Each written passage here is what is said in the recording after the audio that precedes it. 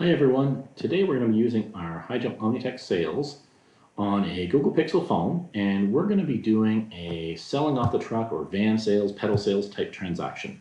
So the first thing I'm going to go through here is I'll go onto my phone, I'm going to look at my service account, I'm going to click on this service account, and I'm going to go in and see the different stops that I have scheduled. I've got about 5 stops for today that I'm going to go look at, and we're going to go visit our first one, Peddle.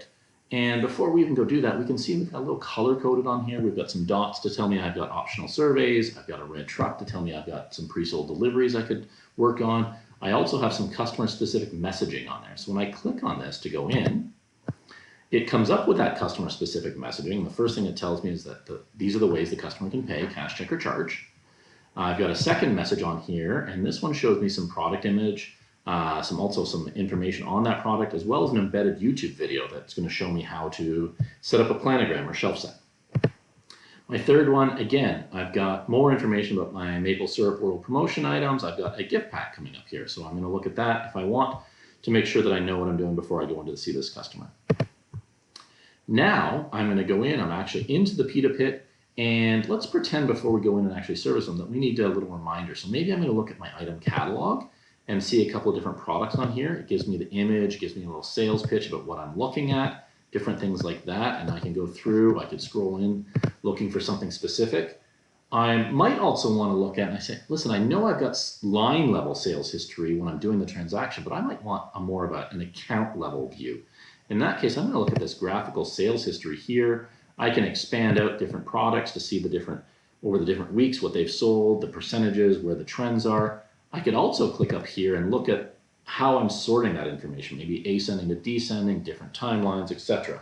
So lots of different options on what I can do with that information, ultimately driving me towards a successful transaction. So now let's actually go in here and let's go in and look at an invoice here. When I click on invoice, I have an option to deliver that pre-sold order, which I'm not going to do here. I'm actually going to go to new invoice, and it comes up, and here are the 4 different items that this customer typically buys. We call them route book. So I have used, for these particular items, I've used a build to, and I've used an actual predictive ordering algorithm to suggest that I need to sell 10 of each of these 4 SKUs. So 10 on each. Not the most creative, but that predictive ordering algorithm can do a number of different things.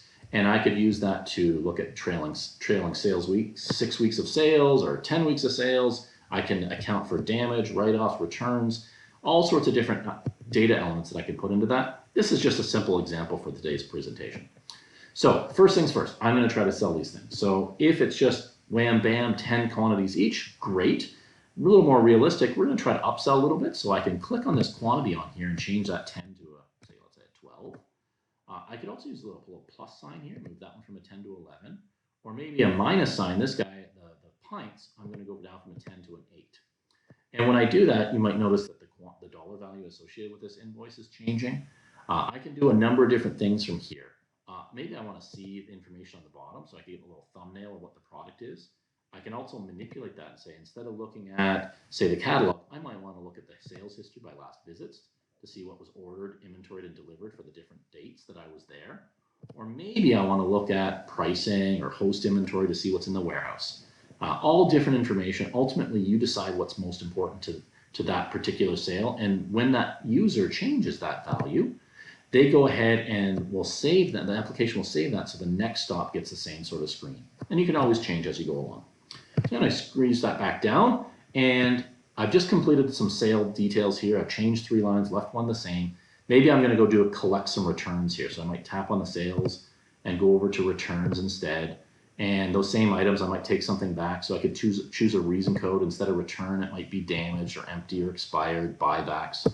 Let's do a buyback. And let's add a couple items on here. We're going to put these on there. We're going to take that product back. Okay, great.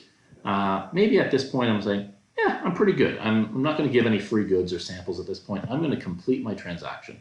So let's first go over here and click here, and it says, hey, well, there's a focus item. So this is our workflow control saying, do I want to look at that? Well, yes, I do. Takes me back to my focus item, the maple syrup leaf bottle, 3.4 ounces. Now, this is not something that's on promotion. This is a workflow control taking you to a product that you want to focus on. So maybe it's a new product into distribution. Maybe it's a seasonal hot item. Maybe it's something that you really want to push. But let's say I'm successful and I can sell this guy here. Let's say we're going to sell 2 of them. So I complete that sale. I can go ahead here and say, all right, I'm up at, call it a $540 invoice. Life is good. Let's go ahead and finalize this.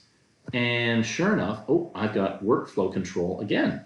This maple leaf syrup bottle is lot controlled. So when I click on this, I have to say, okay, what's the lot associated to them? So let's say they're the same lot for both of them. I'll choose my lot number out of here. 1, 2, 3, 4 is my lot. Okay, good. Did we have any lots for sales? Anything else? No, we didn't. So we're good with that. We're going to hit complete. And then it tells me I have items that are available for promotional review. Do I want to look at those? Well, if I hit yes, I can go back over here to sales and I can change and look at this thing. Oh, I could go in here and choose the different quantities that I'm looking at. Maybe I want to look at the different items that are in there. I'm going to look at my route book items and show all of them. Oops, get all of them. And when I do that, I'm going to see these different items and I can see the dollar values. And I could go and say, all right, look at this promotion on here. And I could look at that right now and say, yes, I'm going to look at the promotion that, I sold 2. I need to sell 10 more to get a deal.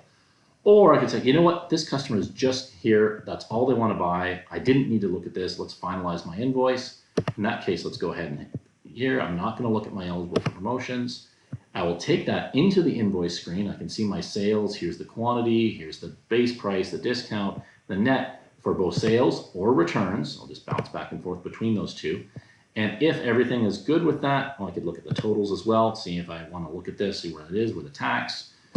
I can go ahead and finalize this invoice, clicking on this one, and it comes up and it splits it out. This particular customer is set up to split 2 ways. So I've got a invoice and a credit memo that I'm going to create out of these 2 things here. So, all right, we're good with this. Let's go ahead and hit forward on that one. And it pops up, this happens to be a Dex customer. So if I was Dex, I'd go ahead and hit yes on here. In this demo, obviously I'm not going to Dex, I'm not in front of a storefront, so I'm just going to hit no. And it will take me to my screen. I'm going to do a scribbly signature on here. And that little scribbly signature says that my name today is Dave the Driver. And we're going to hit OK on that one and finalize it away. As we go, we complete this. It's now telling me I've got 3 copies to print as my default. So this invoice is set up to print 3. And I can go ahead. It will also then print my credit memos as well and take us into our collection screen. So let's go ahead through here. Now this customer, I could go ahead and create a new transaction for collecting money, or I can just post this to account, which is what I'm going to do here. And I'm going to post my credit memo to account, come out to the end. And if I'm done with this guy, all I need to do is click on Finish Stop. And I've got a little green check mark. And we have just sold off the truck to our Pita Pit customer. A bunch of different products that they're looking for because they wanted that maple syrup rolled product. Thank you very much for spending the time with me as we looked at HighJump OmniTech Sales doing a van sale.